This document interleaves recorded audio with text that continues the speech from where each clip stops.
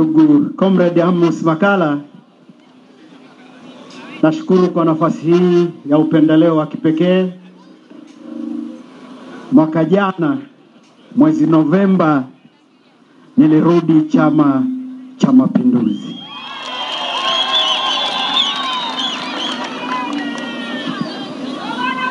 Kwa kweli sikutarajia kupata upendo mkubwa kama huu niliouona Chama cha Mapinduzi.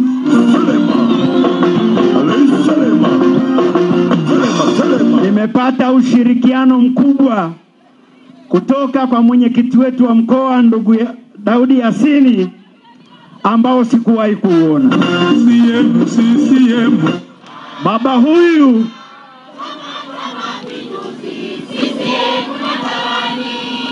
Baba huyu ana hekima ya kipekee sana na anaongoza wenye viti wa wilaya, makatibu wa wilaya pamoja na jumuiya, sekretariati na halmashauri zote kwa kasi ambayo sijawahi kuiona.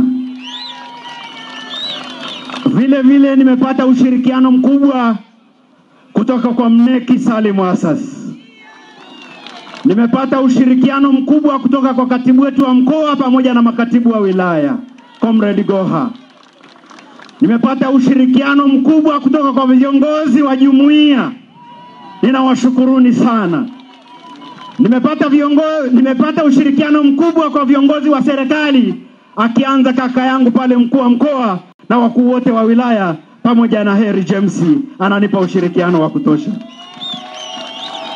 Ndugu zangu, kwa upendo ambao mmenionyesha, namshukuru sana kaka yangu Msigwa kwa kunionyesha njia sahihi. Wakati wa zamani nikiwa Dodoma miaka ile, babangu alikuwa mkuu wa chuo cha VETA pale Dodoma. Na kama mkuu wa chuo alikuwa na nyumba ndani ya chuo. Kwa ile nyumba iko nyuma ya bunge. Spika zote za bunge, ukumbi wa Msekwa, zinaelekezwa pale nyumbani. Paulo Kimiti wa Katula alikuwa waziri, alikuwa rafiki wake mzee, anakuja sana pale. Akaniambia, kijana, na kuhitaji sana CCM. Lakini baadaye nikaelekea kwenye kile chama. Leo ninamkumbuka sana na nimerudi CCM, nimeona chama kizuri. Tangu uhuru wa nchi hii hakijakuwepo chama chenye kulinda amani kama CCM. Hakipo. Tangu kuasisiwa kwa uhuru wa nchi hii hakuna chama kinachoweza kuleta maendeleo kama Chama cha Mapinduzi. Tangu kuasisiwa kwa nchi hii hakuna chama chenye misuli ya kuendesha uchumi imara kama Chama cha Mapinduzi. Tangu kuasisiwa kwa nchi hii hakipo chama kinachoweza chenye uzoefu wa kuongoza nchi kama Chama cha Mapinduzi. Kama alivyosema kaka yangu Msigwa, achaneni na wale wa jamaa wa no reforms no election. Leaders are problem solvers. Chama cha Mapinduzi kwa uhodari na uimara wa viongozi wake wamekuwa wakipata ufumbuzi na kutatua kero za Watanzania siku baada ya siku. Kama alivyosema Msigwa, wale watu hawana agenda, hawana hoja, hawana sera. Kweli uongo? Na Tundu Lissu, Dr. Slaa na Heche najua watakuwa hapa kesho. Nataka niwaambie kwamba nchi hii, serikali ya Chama cha Mapinduzi haiwezi kuondolewa madarakani kwa mapinduzi. Serikali ya Chama cha Mapinduzi kama itaondolewa na sanduku la kura na si vinginevyo kama wanavyotaka. Maana wamesema no election.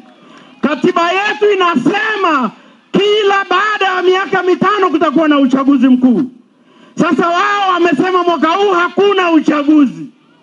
Ndugu zangu, hawawezi kufanikiwa katika wanalolitaka. Naomba niwaambie jambo moja. Nimemsikia kiongozi wao mmoja akiwa anasema kule Mbeya, kiongozi wao mmoja anaitwa John Mwambigija, akasema mwaka huu wakina mama wote wa Chadema watatembea uchi ili kuzuia uchaguzi.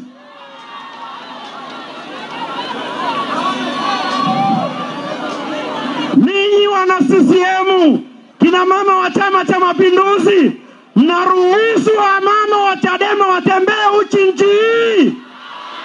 Mnakubaliana na udhalilishaji huo? Lazima tuseme hapana. Wazee wetu waliturithisha utamaduni mzuri. Hatuwezi kukubali mambo ya kishenzi katika nchi hii.